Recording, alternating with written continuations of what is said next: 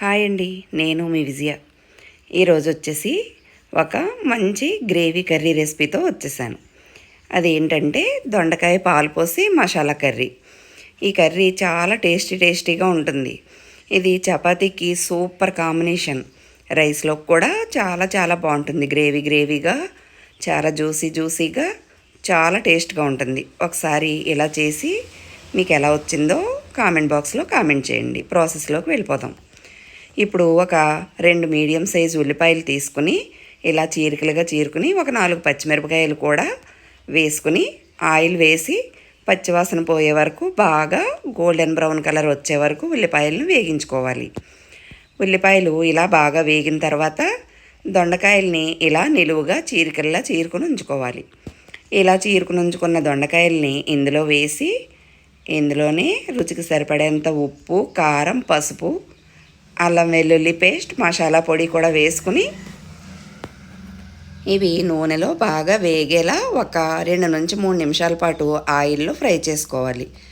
ఇలా ఆయిల్లో ఫ్రై చేసుకోవటం వల్ల కర్రీ సూపర్ టేస్ట్ వస్తుంది. ఇవి ఇలా 2-3 నిమిషాల పాటు ఆయిల్లో ఫ్రై అయిన తర్వాత వాటర్ వేసుకుని ముక్కల్ని ఇలా బాగా ఆయిల్లో ఫ్రై చేసుకోవాలి.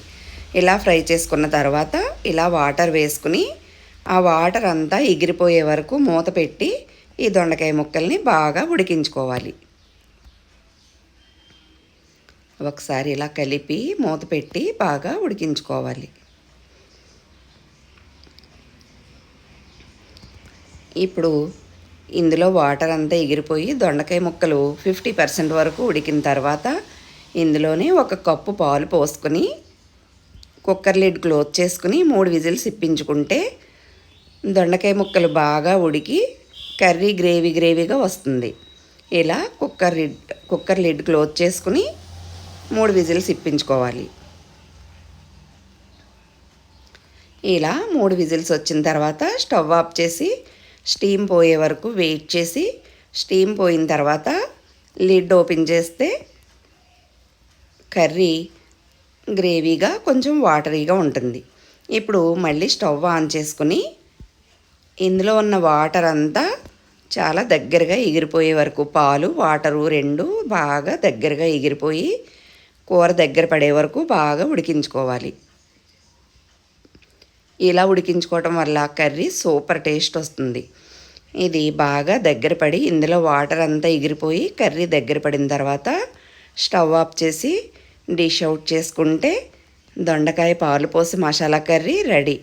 ఇది చపాతీకి కానీ రైస్కి కానీ ఆఖరికి బిర్యానీలో కూడా వేసుకు తినొచ్చు. చాలా యమ్మీగా ఉంటుంది. చూస్తున్నారుగా, దొండకాయ పాలు పోసి మసాలా కర్రీ చాలా టేస్టీ దొండకాయ మసాలా కర్రీ రెడీ.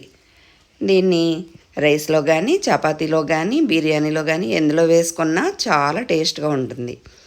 దొండకాయతో ఎక్కువగా వేపుడు వేసుకోవడం ఇలాంటివే చేస్తూ ఉంటాం, కానీ ఇలా ఇగురు కూర వండుకుంటే కూడా చాలా టేస్ట్గా ఉంటుంది. ఇది చపాతీకి అయితే సూపర్ కాంబినేషన్.